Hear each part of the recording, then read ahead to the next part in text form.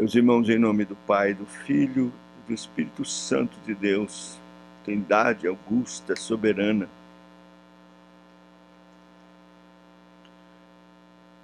a dependência total do Espírito Santo, Ele que nos guia a toda a verdade.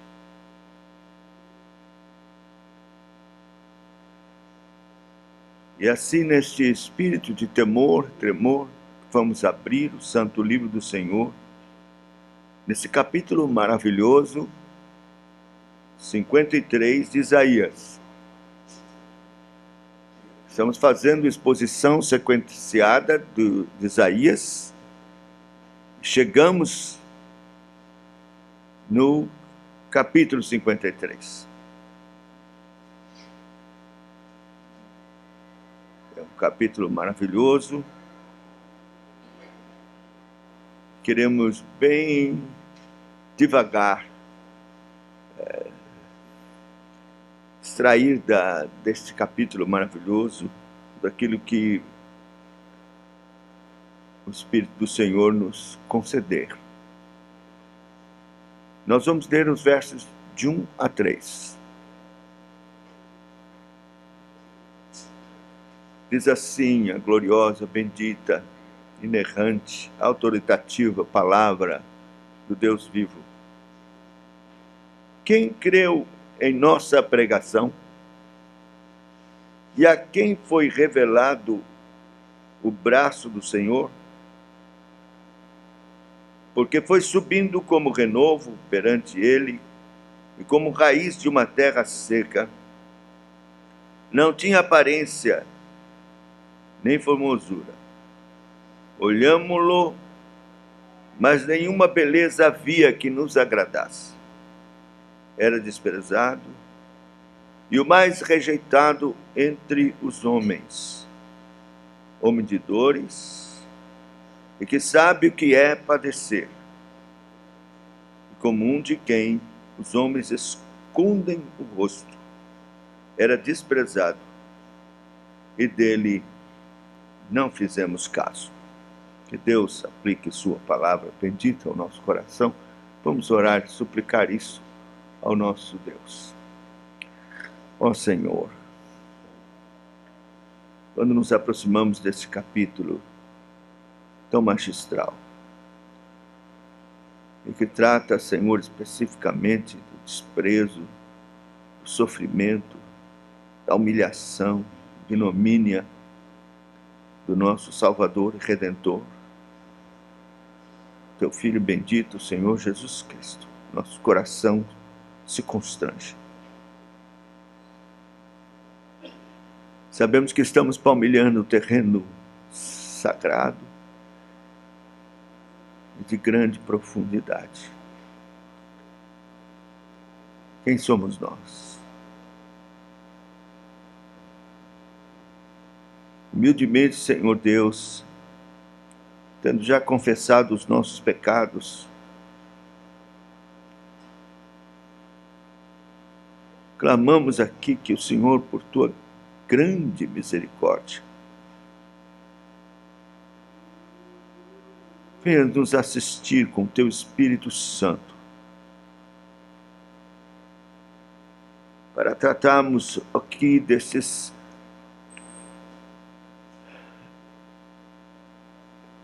verdades tão profundas, tão gloriosas.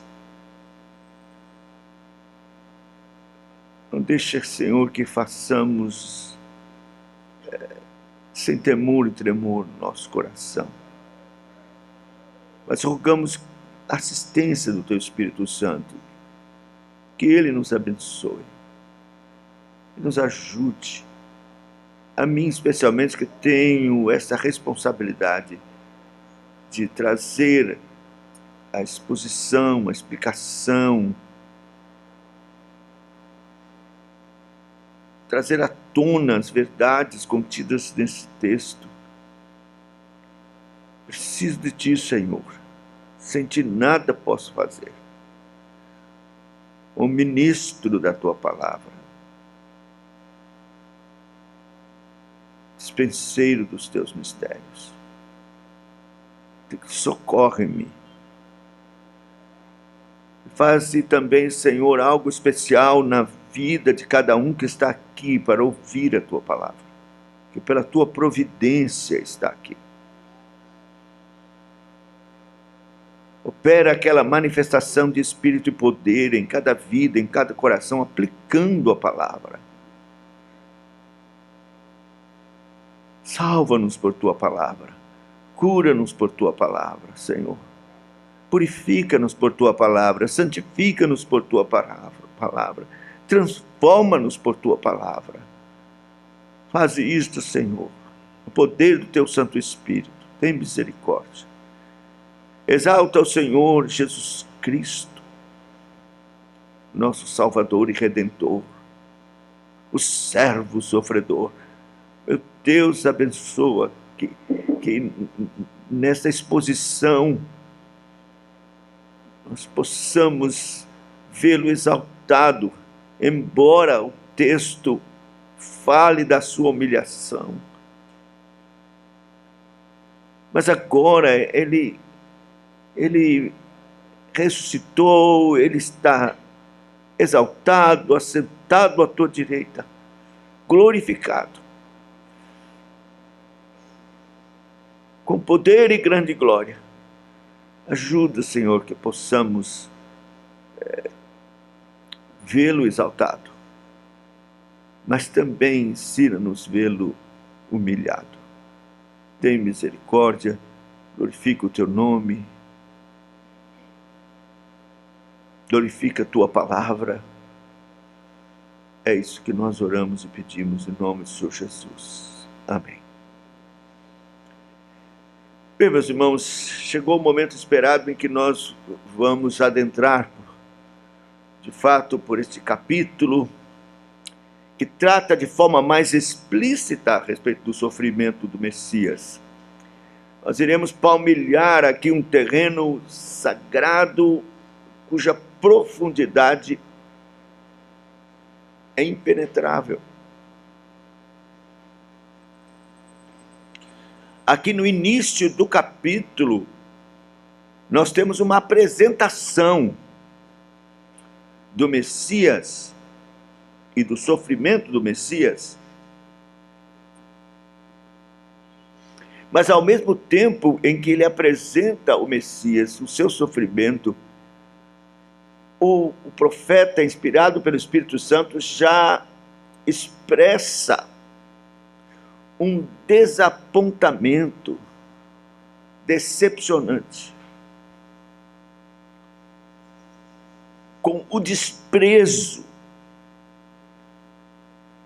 com que esse mistério tão profundo do sacrifício do Redentor seria recebido. E o nosso assunto hoje, aqui nestes 3 primeiros versos, é exatamente isto. O mais horrível dos desprezos que podemos ter conhecimento nesse mundo estão registrados aqui nestes versos. Primeiro, o desprezo para com o Evangelho, as verdades contidas nesse sofrimento. Tem a ver com a depravação total. Segundo, o desprezo para com a pessoa mesmo do Senhor Jesus. A pessoa do Messias, a pessoa do Deus encarnado. O terceiro, desprezo para com os seus sofrimentos, que Deus pôs sobre ele. Então vamos ver o mais horrível dos sofrimentos. Primeiro, com o desprezo para com o Evangelho de Cristo. O primeiro verso diz: quem creu em nossa pregação. Quem creu em nossa pregação e a quem foi revelado o braço do Senhor. Nós temos 2 verdades aqui próprias do Evangelho. Primeira é a depravação total. E segundo, a vocação eficaz. São 2 pontos dos 5 pontos do calvinismo que nós encontramos aqui só nesse verso. Quem creu? Nós temos a incredulidade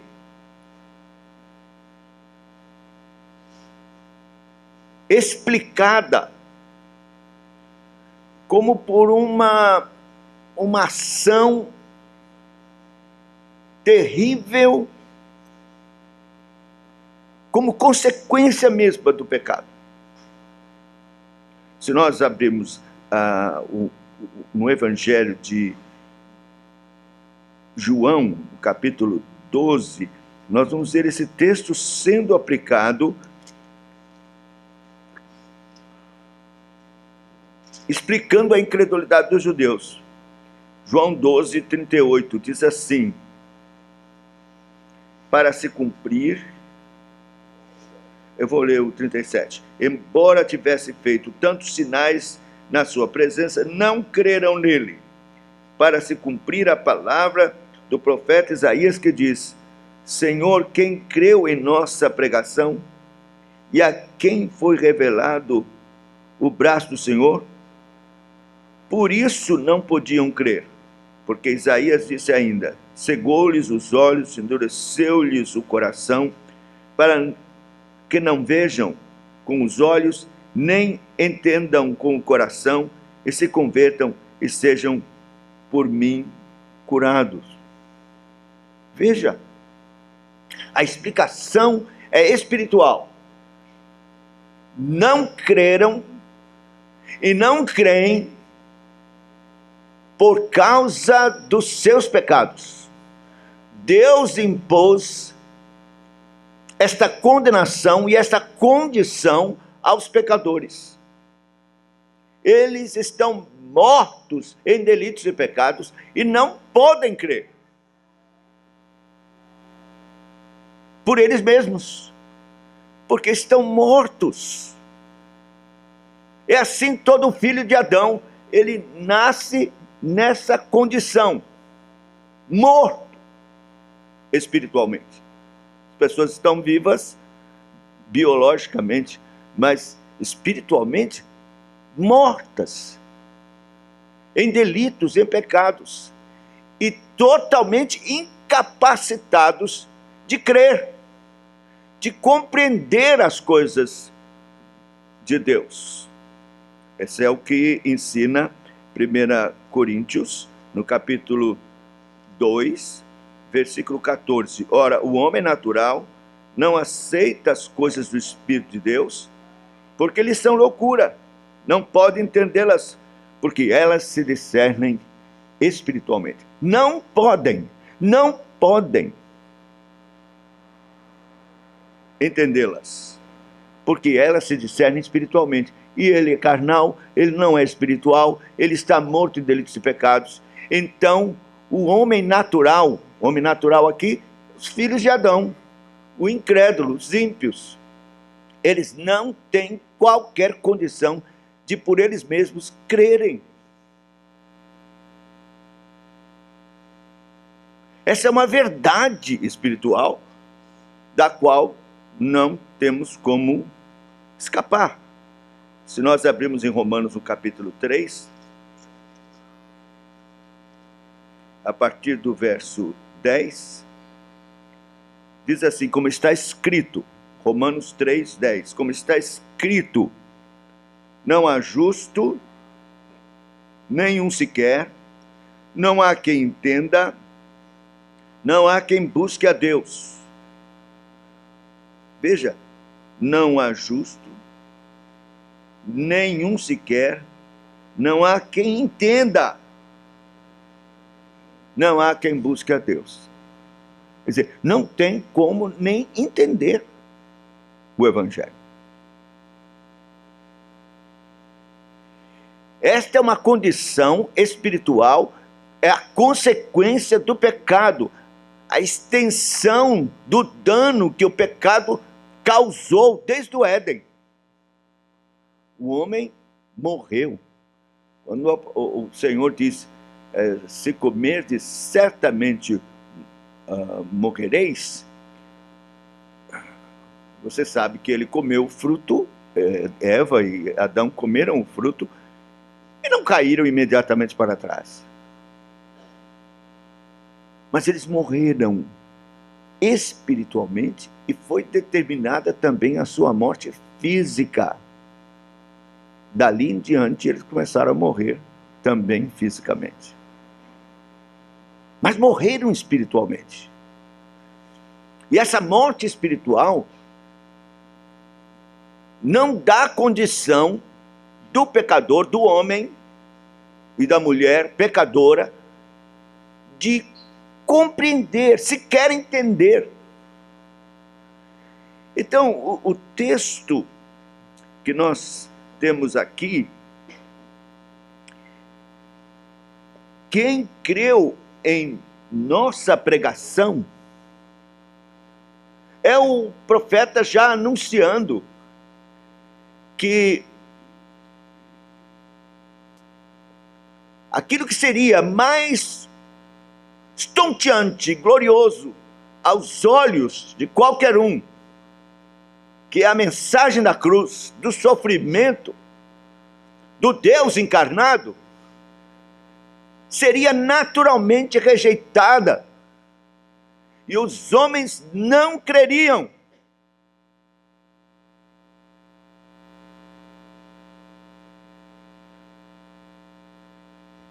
Interessante, o profeta começa aquilo que é mais maravilhoso, como eu disse na pregação passada, estonteante, nada na vida de Deus que é eterna,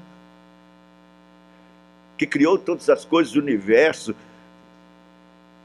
e que é acostumado com coisas extraordinárias e poderosas, nada aconteceu maior, mais extraordinário na vida e na experiência do Deus eterno do que aquilo que aconteceu com o Filho bendito do Deus vivo na cruz do Calvário.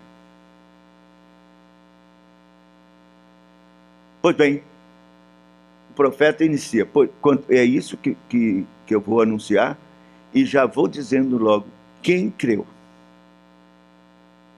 Ninguém vai ser capaz de crer por si mesmo. Isso se estende, claro, aos gentios também. Todos os pecadores, não importa a etnia, está morto, é filho de Adão e não tem qualquer condição de responder positivamente ou se consternar com relação ao que aconteceu com o Senhor Jesus. Em Romanos, no capítulo 10, versos 16 a 20, nós lemos assim: mas nem todos obedeceram o evangelho, pois assim Isaías diz: Senhor, quem acreditou ou quem creu na nossa pregação? E assim a fé vem pela pregação, e a pregação pela palavra de Cristo.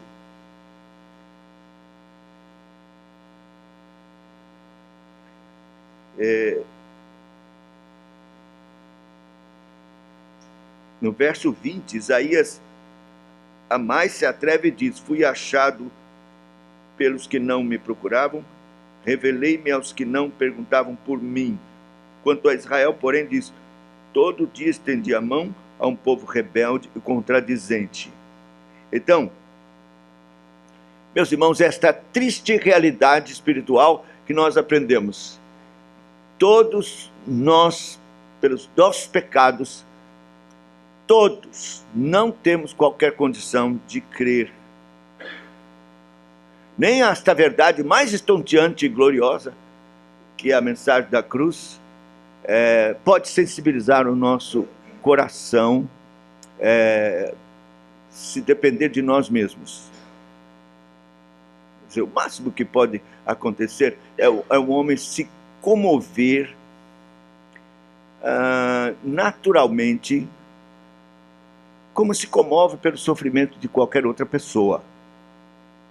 As pessoas assistem o filme Paixão de Cristo, alguns choram e tal, mas uma questão meramente emocional, de um encontro com o sofrimento,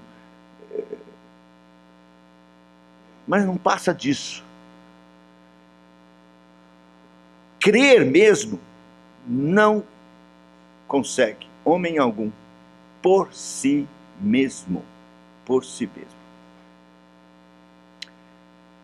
A próxima expressão diz assim: a quem foi revelado o braço do Senhor?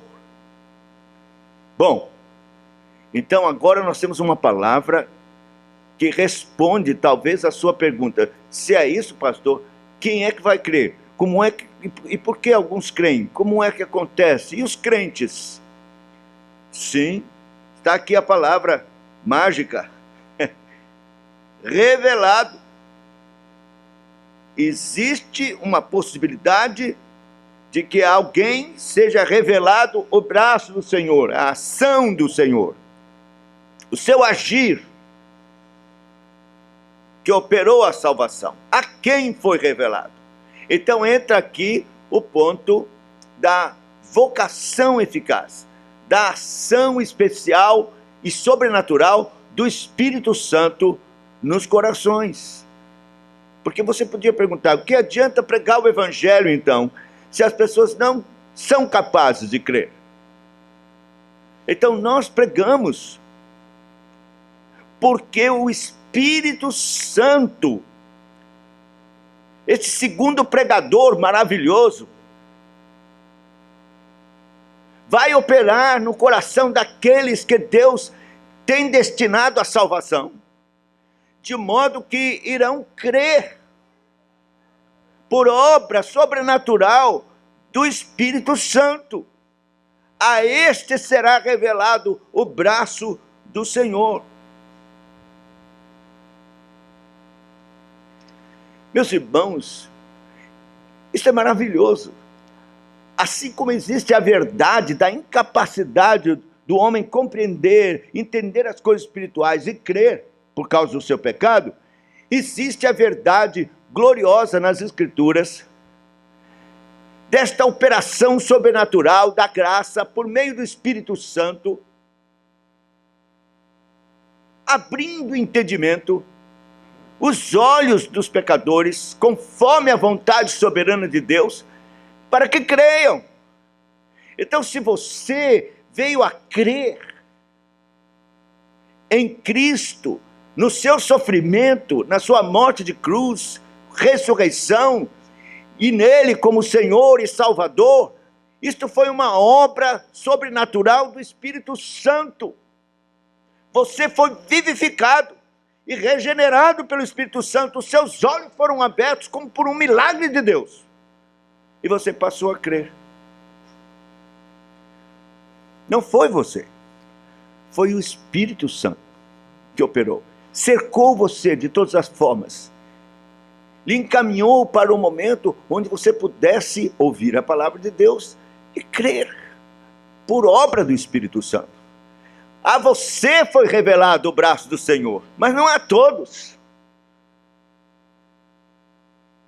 Oh, meus irmãos, esta é uma verdade maravilhosa e necessária para nos animar a pregar o Evangelho. Quando eu prego o Evangelho, eu sei que eu não posso fazer nada que comova qualquer pecador ou mova qualquer pecador a crer e a se voltar para Cristo. Não posso, com os recursos humanos, pressões psicológicas, como alguns entendem que podem. Infelizmente, hoje, o Evangelho tem sido pregado desse ponto de vista, de que é possível comover as pessoas e pressioná-las psicologicamente para que elas se decidam por Cristo. Charles Finney, por exemplo, no século XIX, iniciou esse tipo de pensamento e de linha evangelística centrada no homem, ensinando que no coração de cada pecador há verdades, virtudes adormecidas, e que, por uma pressão psicológica, emocional, são despertadas, a fim de que ele tome uma decisão por Cristo. Meus irmãos, isso é uma falácia, é uma mentira, não é bíblico isso. Não existe virtude nenhuma adormecida no peito do pecador. Ele está morto em delitos e pecados. E a não ser que o Espírito de Deus, pela graça soberana do Senhor, opere uma vivificação, uma regeneração, jamais ele irá crer. É o que diz a palavra de Deus. Ele vos deu vida, estando vós mortos em delitos e pecados. Então, é uma obra sobrenatural do Espírito Santo revelar o braço do Senhor. Se você já experimentou isso e está firme aqui, buscando, crendo, tendo seus olhos abertos para a realidade espiritual do que aconteceu com Cristo em seu favor, isto foi obra do Espírito Santo. Você deve glorificar a Deus e cada vez mais estar na dependência do Espírito Santo. Mas se não ainda, então você tem que orar e buscar isso de Deus. Porque é o Senhor apenas que faz esta obra tão maravilhosa e gloriosa. Por muito tempo eu preguei o Evangelho desse ponto de vista de que eu poderia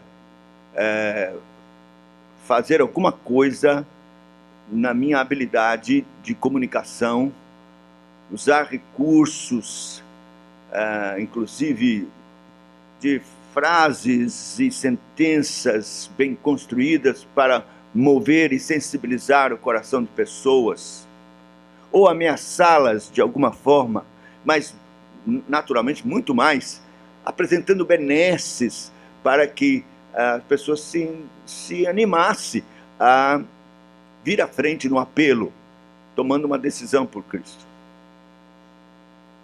Mas depois que examinei melhor as Escrituras de Deus, por sua graça, me mostrou, abriu os meus olhos para esta verdade. Eu não pude mais continuar fazendo tais apelos e usando tais recursos. Não pude mais. Primeiro porque nós não encontramos isso nas Escrituras. Não há nenhum verso das Escrituras dizendo que nós devemos pressionar os pecadores psicologicamente ou emocionalmente para que tomem decisão, e nem existe nas Escrituras uma cerimônia particular após o sermão para que as pessoas, emocionadas por uma musiquinha que se toque de fundo, façam uma oração, repitam uma oração e venham à frente para se entregar a Cristo. Não existe isto.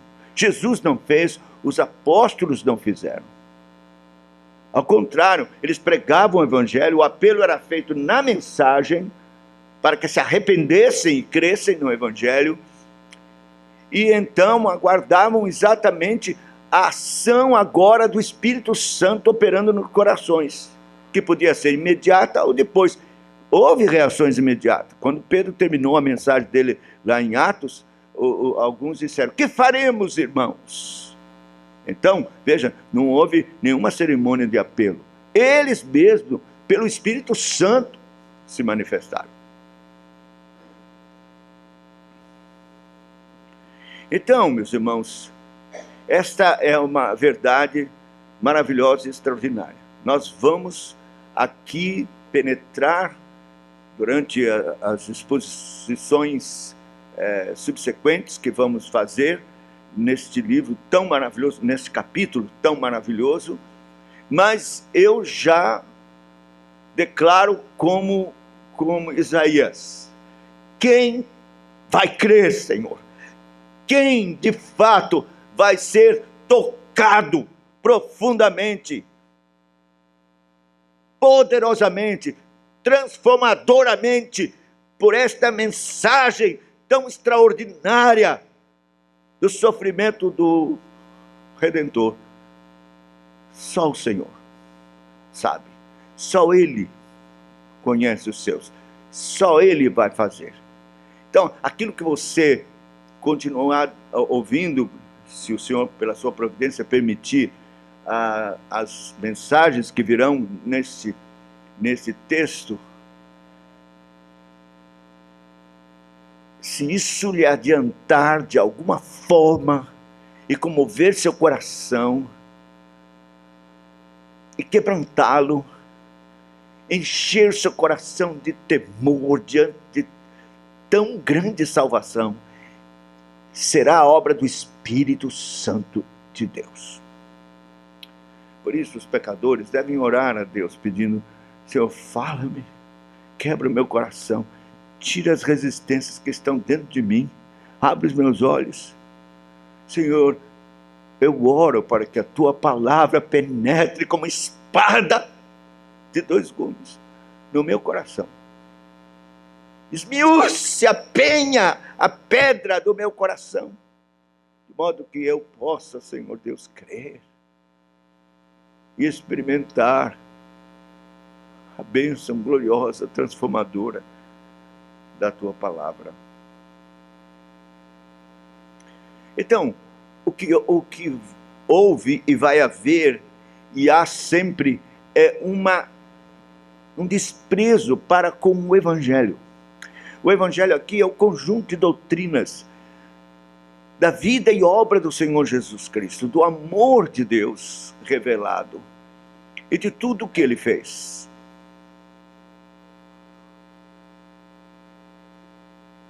Um desprezo próprio do pecado, próprio da nossa carnalidade, próprio da nossa inimizade para com Deus.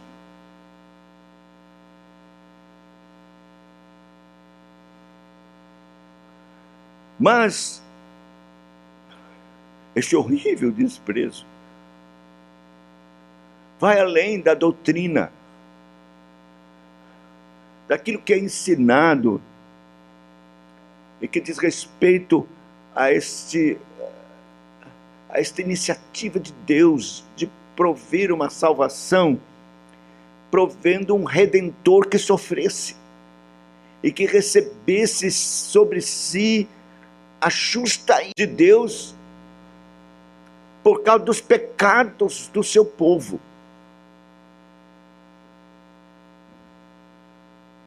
De que era necessário um sangue humano e divino derramado na cruz para a propiciação dos pecados, sangue remidor.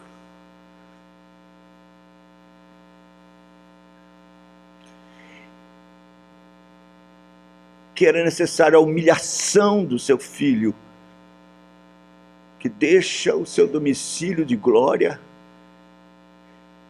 de riqueza, de poder,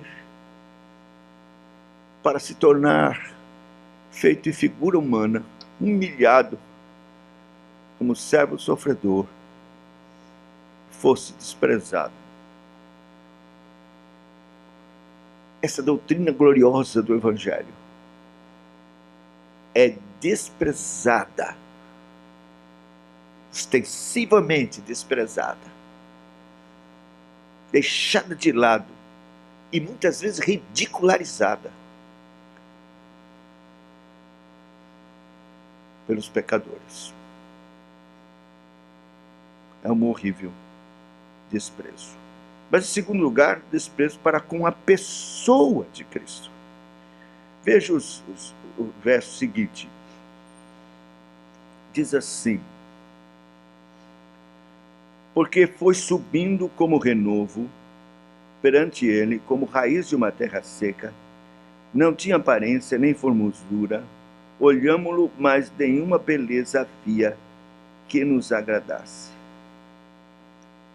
Era desprezado, mais rejeitado entre os homens, homem de dores, que sabe o que é padecer. Mas veja,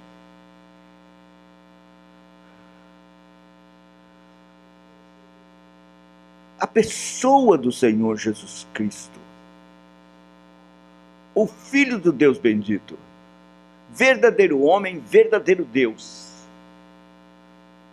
foi desprezado, ele foi rejeitado.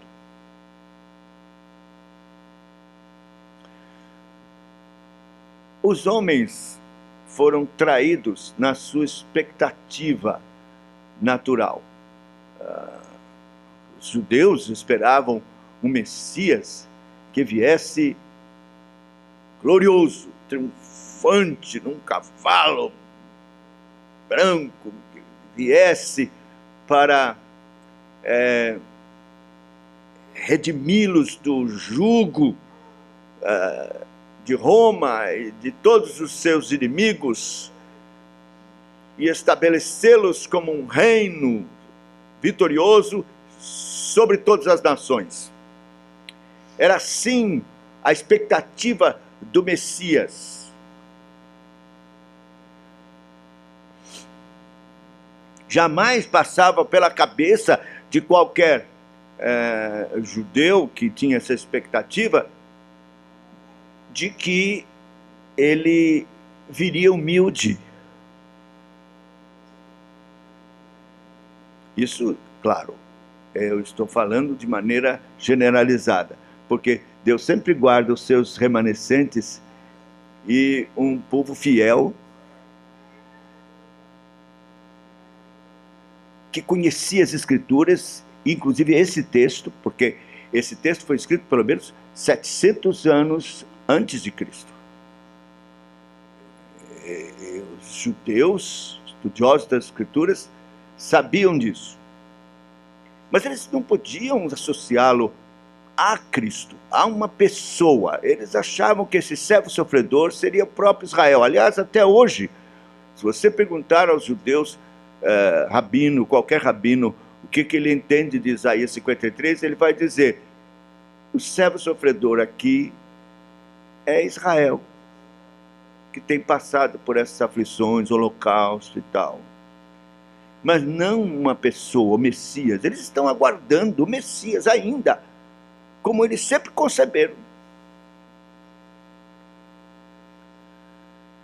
Então, como compreender um Messias que vem humilde,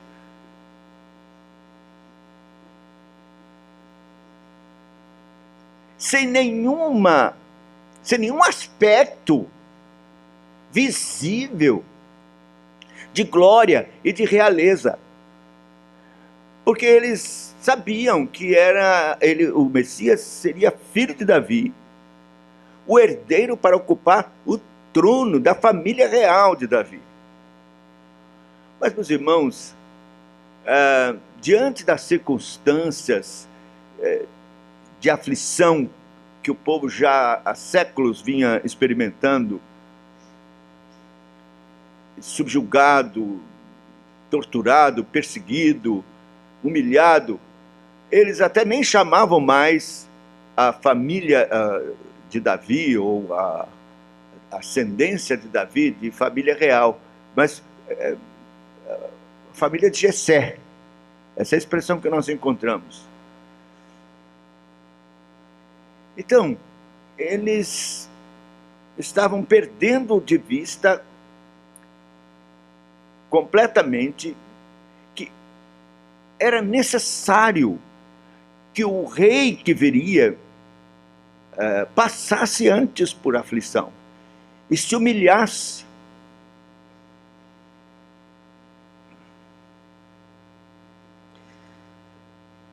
Eles perderam de vista aquilo que está proclamado nas Escrituras. porque foi subindo como um renovo perante ele e como raiz de uma terra seca. Veja, a origem do Messias seria humilde, humílima, como uma relva tênue, um broto, um renovo frágil, que qualquer um pisa e amassa e destrói. Raiz de uma terra seca, isto é, nascendo numa condição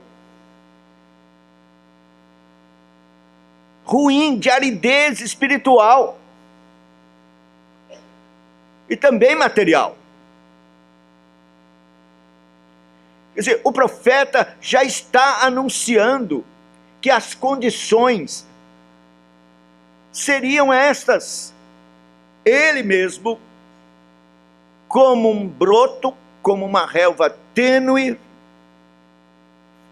frágil, e numa condição adversa, pobre. Ele era filho de um carpinteiro, de uma família pobre em Nazaré, sem expressão alguma. Meus irmãos, a condição em que Cristo nasceu e veio ao mundo é uma condição desprezível.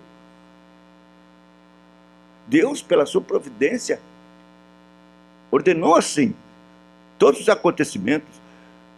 Ela poderia estar lá em Nazaré, numa condição melhor, para que o seu filho nascesse, mas houve um decreto, e era preciso, então, que eles viajassem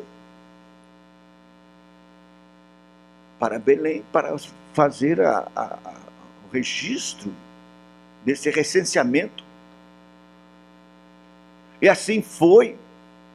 E exatamente quando chega lá, vem um momento de dar à luz. E não conseguiram nada, nenhum lugar digno para que ela pudesse dar à luz, para que o Filho do Deus bendito, a glória de Israel, o Rei, filho de Davi, viesse à luz e nascesse. Senão um estábulo, uma cocheira fedorenta. Foi o que lhes restou. José não teve outra alternativa. E aceitou a oferta que lhe foi dada. Entrou, se acomodou, limpou os estrumes.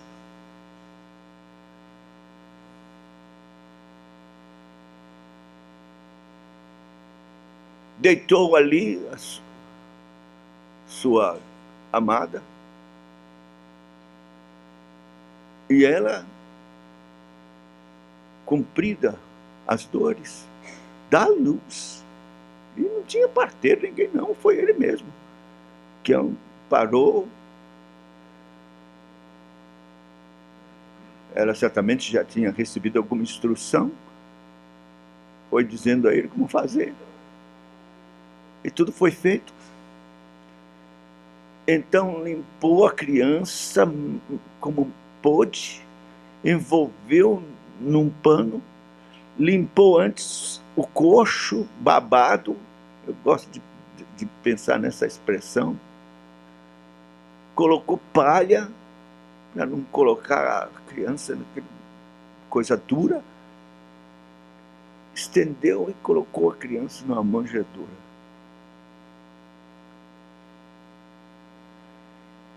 Então, meus irmãos, veja, a nossa mente, a nossa condição é de valorizar e dar importância a pessoas que nascem numa condição melhor. E desvalorizar aqueles que nascem nessa condição de miséria e de pobreza. Não ache, nem fique achando estranho que as pessoas não valorizavam e nem aceitaram a Cristo como Rei, Senhor e Salvador. Porque é isso que nós somos. Eles reagiram como nós reagimos. Nós olhamos com desprezo, tratamos com desprezo e muitas vezes indiferença pessoas pobres e que nascem numa condição tão extrema como essa. Vexatória. Então, eles não podiam ver, porque estavam olhando de forma carnal e não espiritual. E meus irmãos, se não nos libertarmos pela ação do Espírito Santo desta influência carnal que dirige os nossos olhos, comanda os nossos pensamentos, nós vamos sempre fazer assim. Seremos traídos pela nossa arrogância, soberba, carnal, e não conseguiremos ver as virtudes espirituais, as coisas espirituais.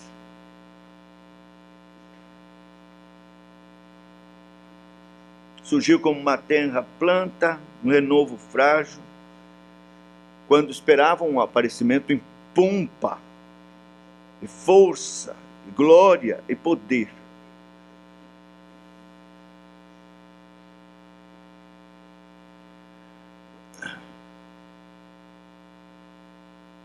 Eles esperavam uma beleza de aparência real, por causa da sua expectativa carnal. É assim que esperavam. Mas a sua beleza era espiritual.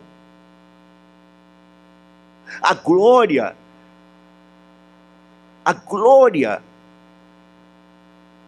que distinguia o Senhor, o Salvador, o Messias, o Rei, não era carnal, mas espiritual. De modo que as pessoas que olhavam para Jesus, mesmo já homem, mesmo já realizando o seu ministério, não podiam ver nada de diferença.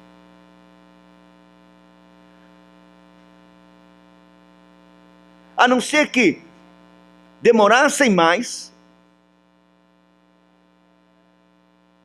e ouvissem a sua voz, a sua palavra, a sua vida santa, pura, cheia de amor, o seu poder extraordinário sobre as enfermidades, sobre os demônios, sobre a natureza.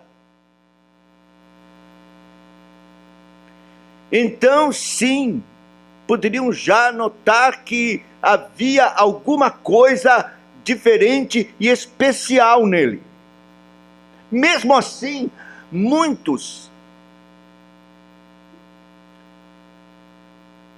chegavam a compreender e a entender que poderia ser um profeta, como um Elias, Jeremias ou outros, que chegou. Mas jamais o Filho de Deus, o Messias esperado. Pior, aqueles que mesmo ouvendo estas coisas, presenciando milagres extraordinários e manifestações do poder de Deus através dele, diziam, é pelo poder de Beelzebu que ele faz isso.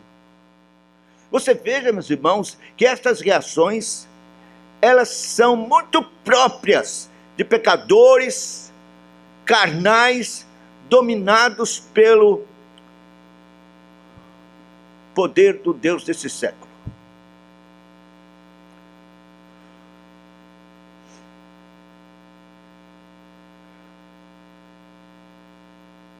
Foi preciso uma obra especial do Espírito Santo abrindo os olhos, por exemplo, dos discípulos. Senão eles não fariam o que fizeram. O Senhor passou pela praia do mar da Galileia, e eram pescadores simples, consertando a rede. E diz o texto que eles eram sócios, juntamente com o pai, uma pequena empresa de pesca. E o Senhor disse: segue-me, vinde a mim, eu vos farei pescadores de homens.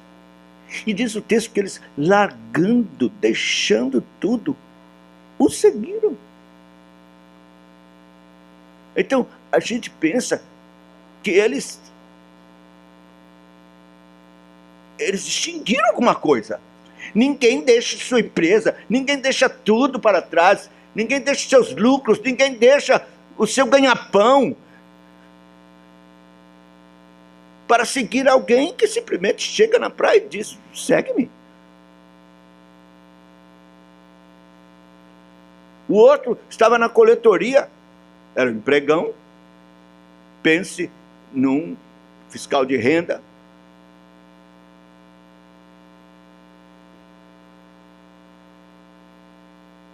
E o Senhor diz, era Levi: segue-me. Levi, Mateus, segue-me.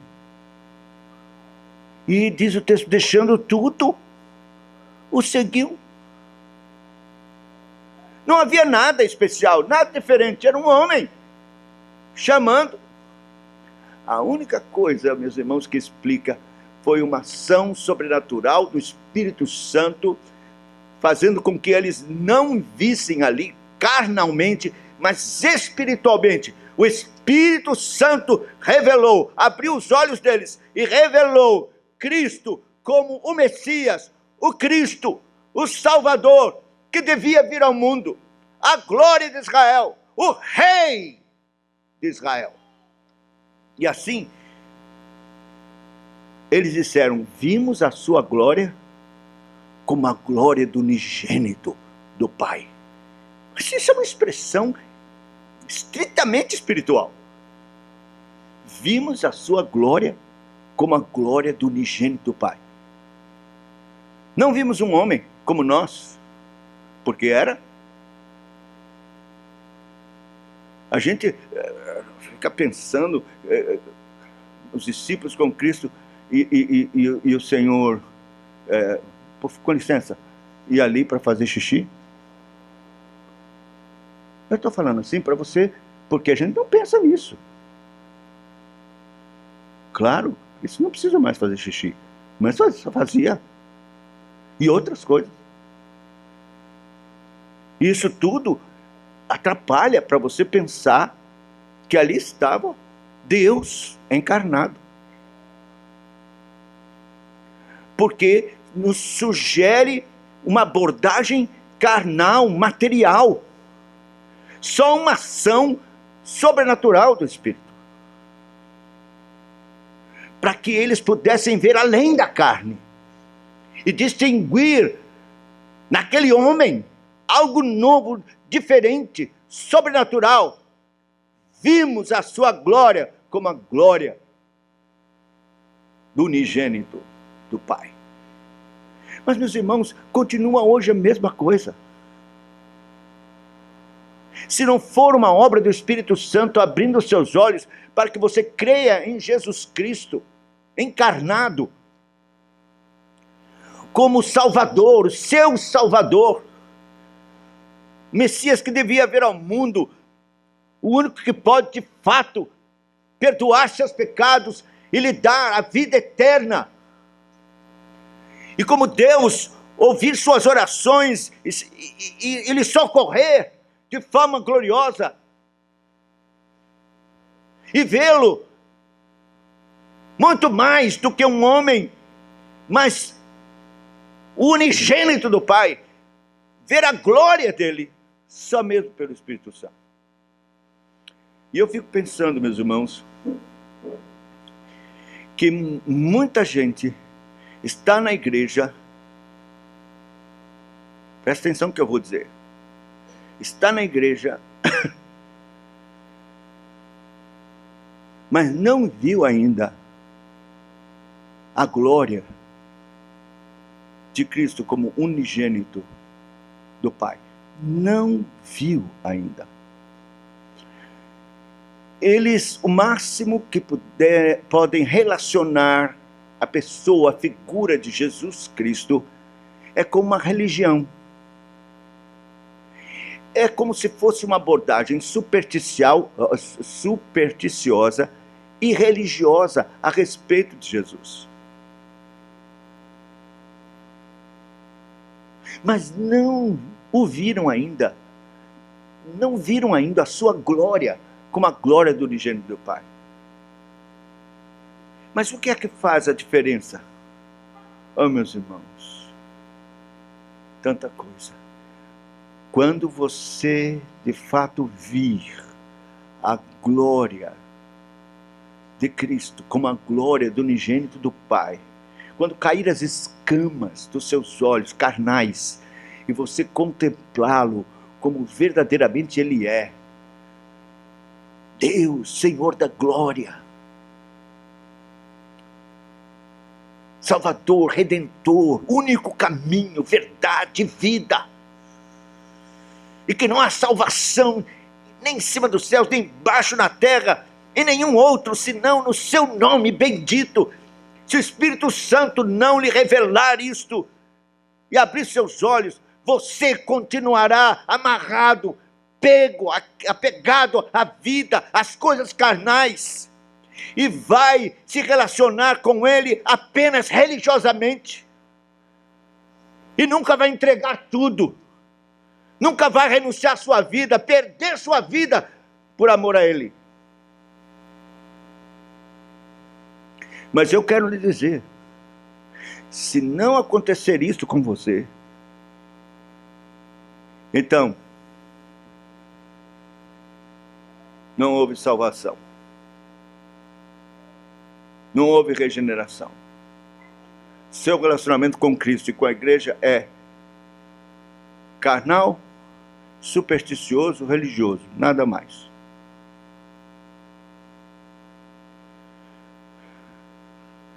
Mas eu quero advertir, em nome do Senhor Jesus Cristo,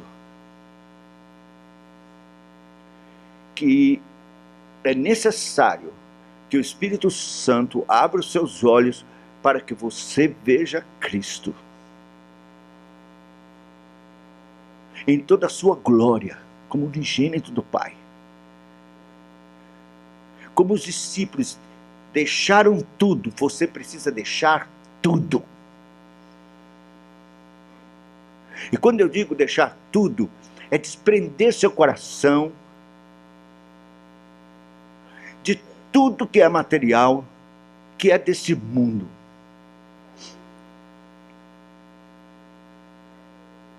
Não é deixar seu emprego, agora ser missionário.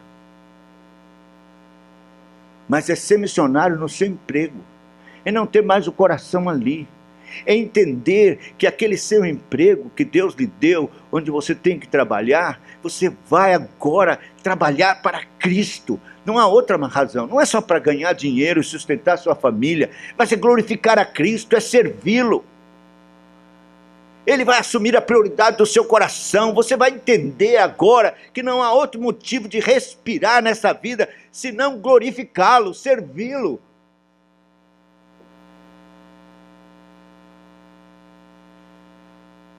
Se não for assim, meus irmãos, não houve conversão. Olha, milhares seguiram a Cristo. Milhares se admiraram com seus milagres e com sua palavra cheia de autoridade e de verdade. Mas poucos viram a sua glória como a glória do unigênito do Pai. Antes desprezaram.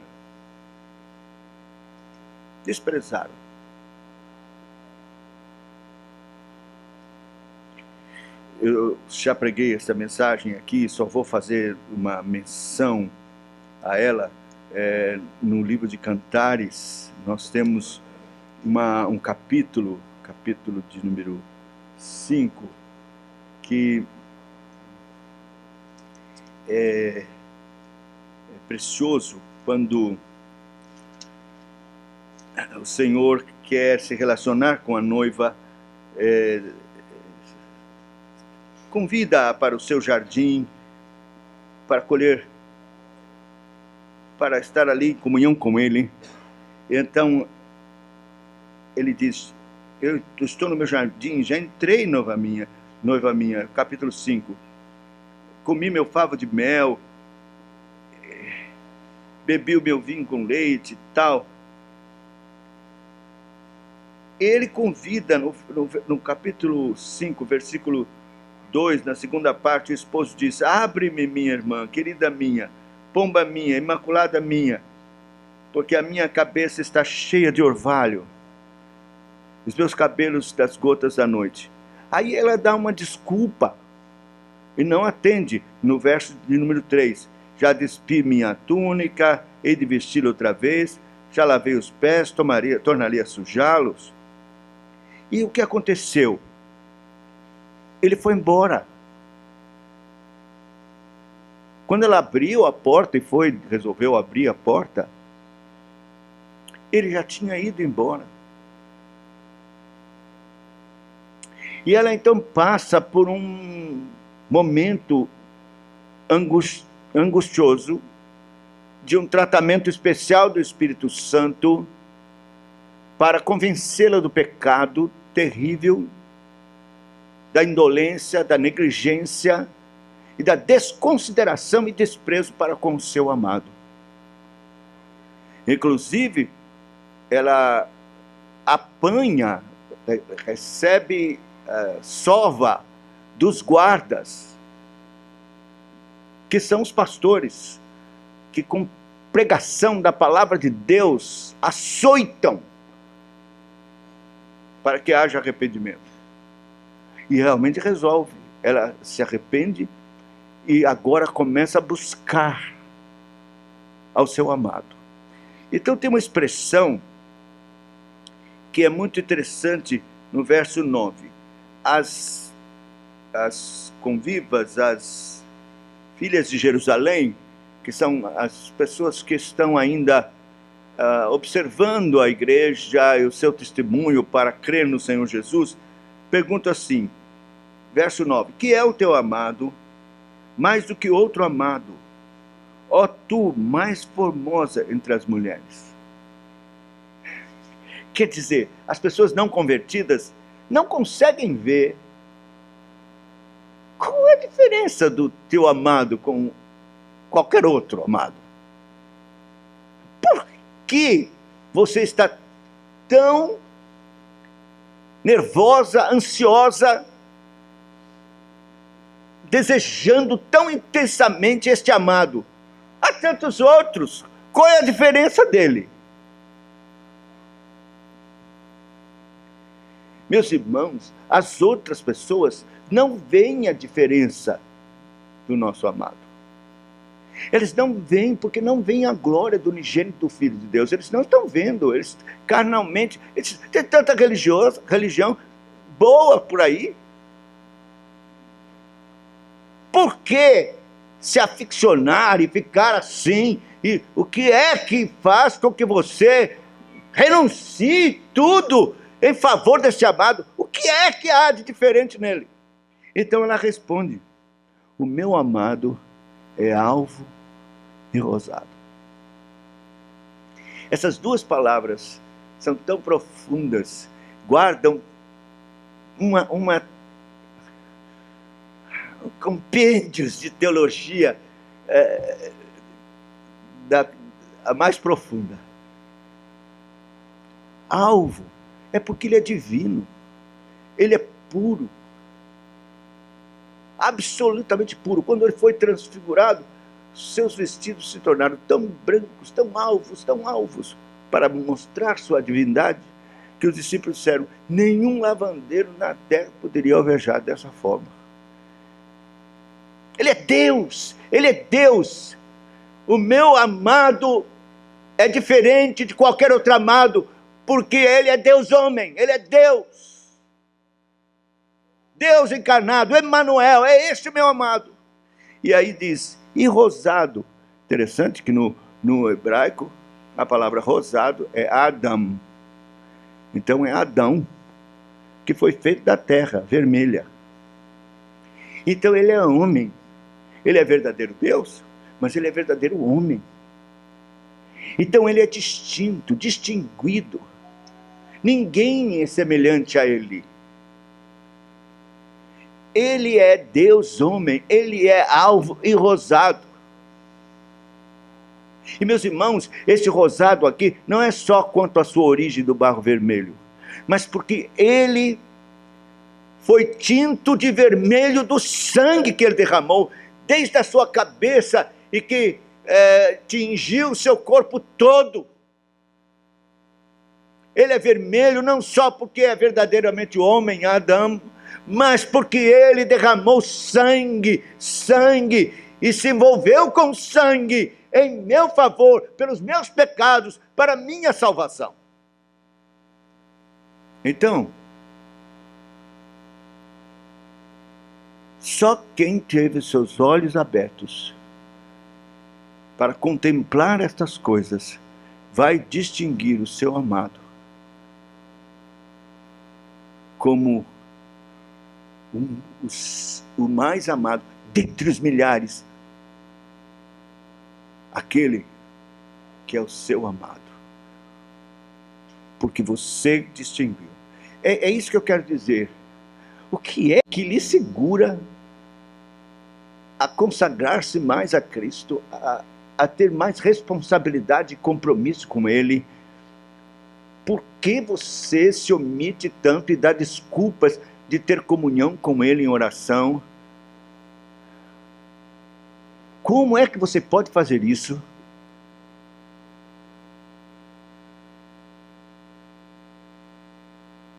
Talvez você não tenha enxergado a glória dele, como a glória do unigênito do Pai. E por último, desprezo para com o seu sofrimento. Meus irmãos, o texto diz assim: homem de dores, verso 3, e que sabe o que é padecer. Dores e que sabe o que é padecer. O sofrimento de Cristo não foi só na cruz, na manjedoura, no desconforto da madeira dura daquele coxo.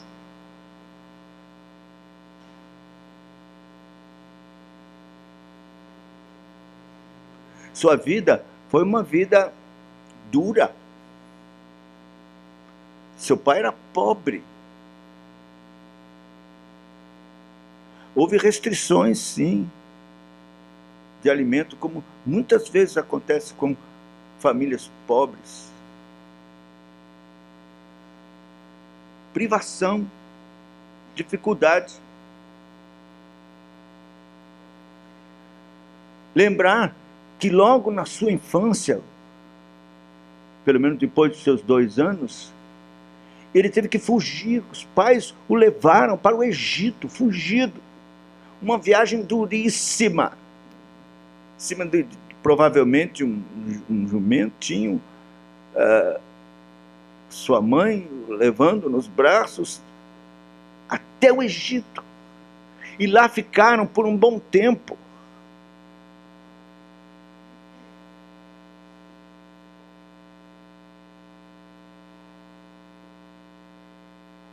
Voltaram porque a ameaça, quem queria tirar a vida havia morrido e tal. Voltaram, foram para Nazaré. Uma vida difícil. Seu pai trabalhava carpinteiro e ele também.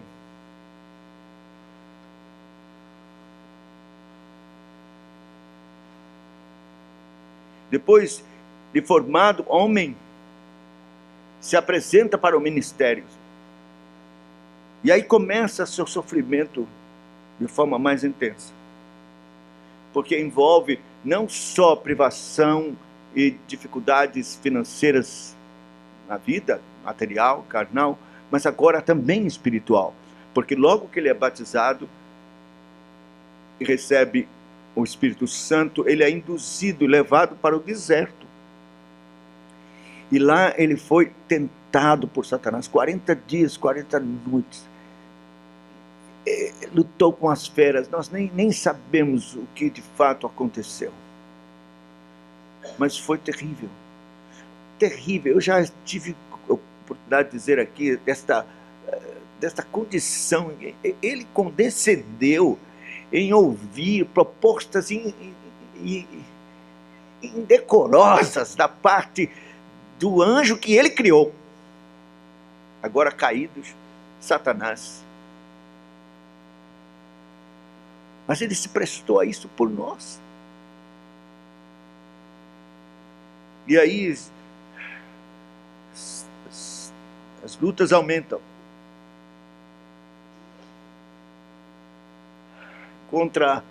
Ele enfrenta a contradição dos pecadores. Aí começa a experimentar o pior. Era a luta contra a ira do seu pai. Foi assim no Getsêmani e na cruz. Meus irmãos, aqueles sofrimentos com os soldados, coroa de espinhos, cana na cabeça, bofetadas, chibatadas, esses sofrimentos não foram os piores. Não. Nem os cravos, nem o suplício de um crucificado, mas a ira do Pai, o abandono, o virar-lhe as costas.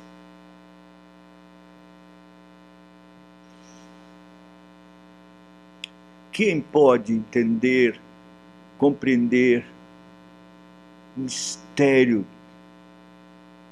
dessas palavras, Eloi, Eloi, lama sabachthani, Deus meu, por que me desamparaste?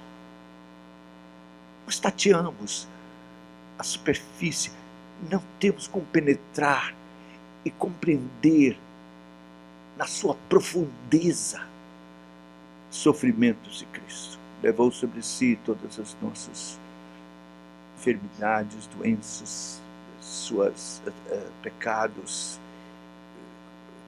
A Bíblia diz que Deus o fez pecado. A condição abjeta, a imundícia do pecado, foi isso que ele se tornou. E o Pai lhe vira as costas. É terrível. E, meus irmãos, esses sofrimentos tão terríveis do Senhor deveriam nos comover, deveriam, nas mãos do Espírito Santo, nos constranger de tal forma que abandonássemos qualquer coisa, qualquer obstáculo, conquistados por este amor inigualável, tão intenso, tão extraordinário. Mas, meus irmãos, não é isso que acontece. Nós ouvimos essas coisas, parece que está tão longe, tão distante.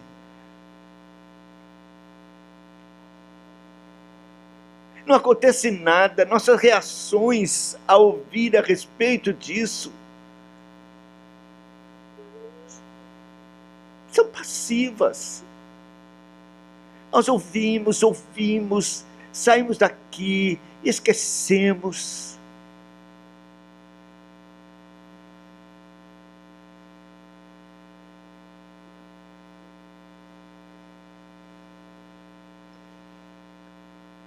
Mas o texto diz assim, no nosso texto aqui, na nossa tradução, diz assim, era desprezado. Aí diz assim: como um de quem os homens escondem o rosto. Na tradução King James, diz assim: nós escondemos o rosto e desprezamos, e dele não fizemos caso. Veja, fizemos já está na conjugação correta, porque nós, a nossa tradução aqui parece que os homens, eles lá não fizeram caso, mas a tradução King James traz para cá, diz: nós não fizemos caso, nós escondemos o rosto e dele não fizemos caso. Nós, meus irmãos, nós, você e eu, pelo menos no tempo que você viveu na incredulidade, na impiedade, sabendo que Cristo morreu na cruz, ouviu muitas vezes o Evangelho, isso não lhe disse coisa alguma. Você continuou nos seus pecados, ofendendo a Deus, desprezando a Cristo e não fazendo caso. Mas agora, já na igreja, então supõe-se que você se importou com isso e que Deus, de fato, abriu seus olhos e lhe conscientizou de que era preciso tomar uma decisão, uma posição séria com relação ao sacrifício de Cristo.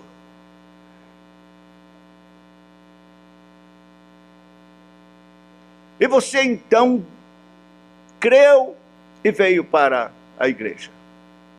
Mas eu quero, meus irmãos, estender mais, porque não é só o sofrimento de Cristo, não deve ser visto apenas na situação expiatória, e assim os seus pecados são perdoados pelo que ele sofreu na cruz.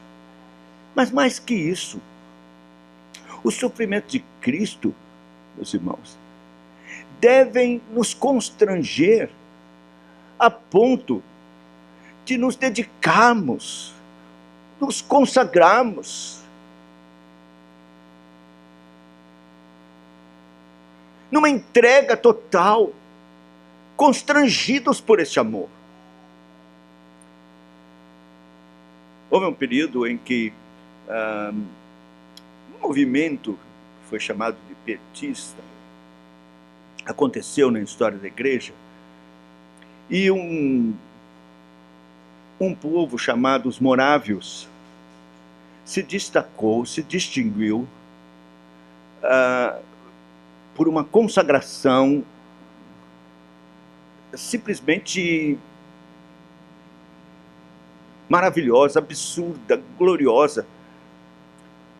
John Wesley visitou os morávios e ele voltou de lá, ao ver a consagração e o amor daqueles irmãos e a entrega para a obra missionária. É dito na história que pelo menos 2 jovens, eles quiseram evangelizar um povo, e então eles viram que não tinha outra forma senão se entregar para serem vendidos como escravos.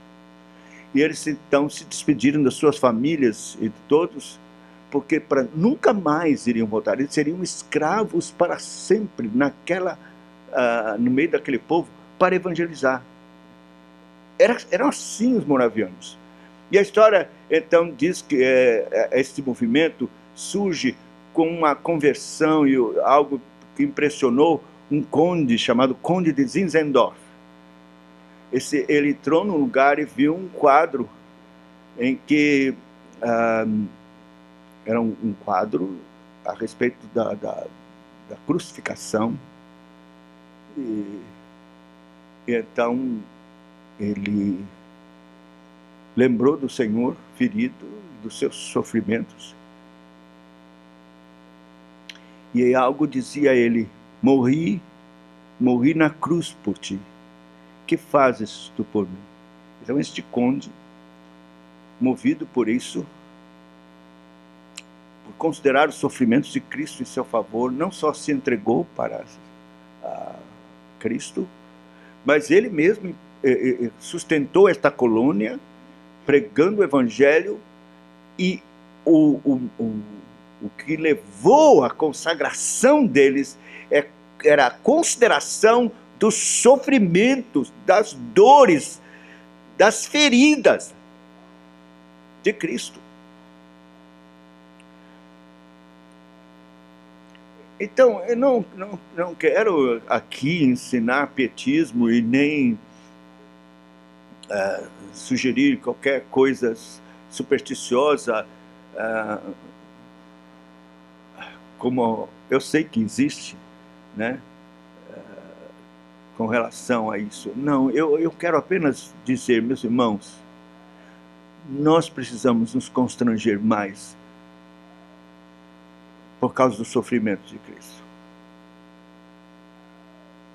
Nós devemos meditar mais nas suas dores, na sua aflição, nos seus gemidos.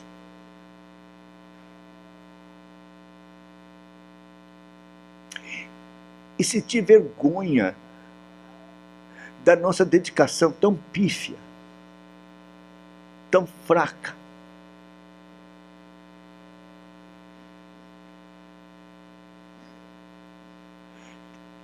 Deve haver uma resposta mais honrada com relação ao sacrifício, os sofrimentos de Cristo na minha vida, na sua vida. Caso contrário, nós estaremos incluídos no grupo desses desprezadores.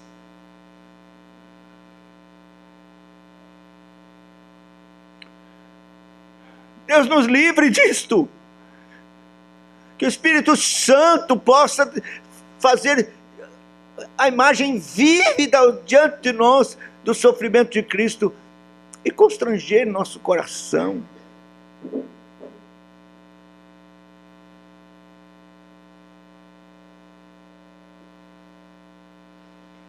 Escondem como os que escondem o rosto, nós escondemos o rosto, desprezamos e dele não fizemos caso. Que expressão tão terrível. Eu só me lembro daquele texto que diz: como escaparemos nós se negligenciarmos tão grande salvação? Deus tenha misericórdia de nós.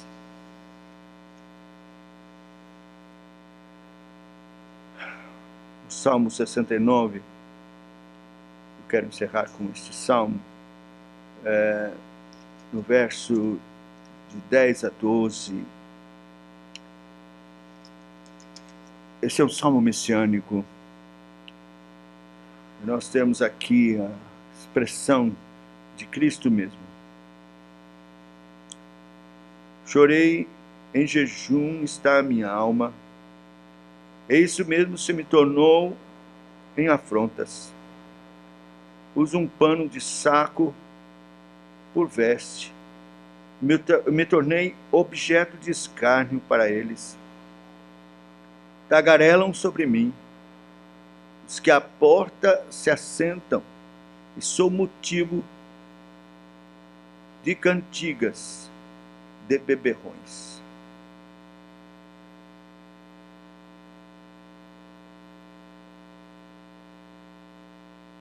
Chorei, em jejum está a minha alma. Pus pano de saco,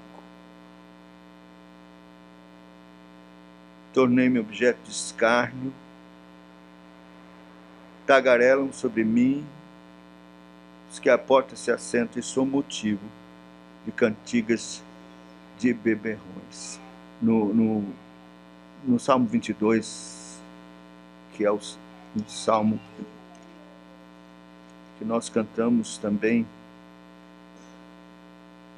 versos 6 a 8. Mas eu sou verme e não homem, opróbrio dos homens, desprezado do povo. Todos os que me veem zombam de mim. Afrouxam os lábios, meneiam a cabeça. Confiou no Senhor, livre-o ele.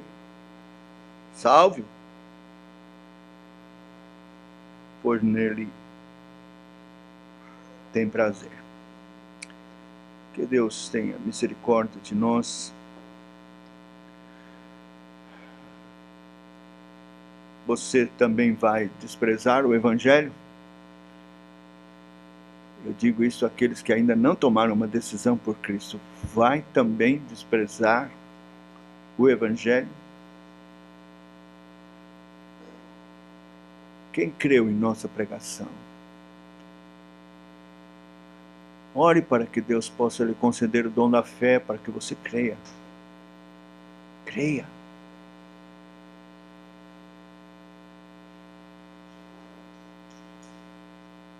Vai menosprezar a pessoa do Filho de Deus?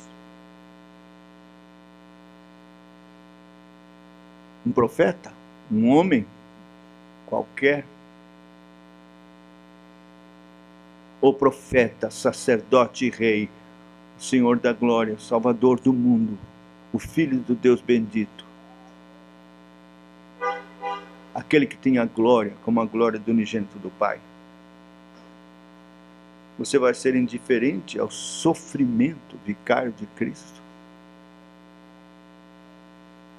Compare sua consagração.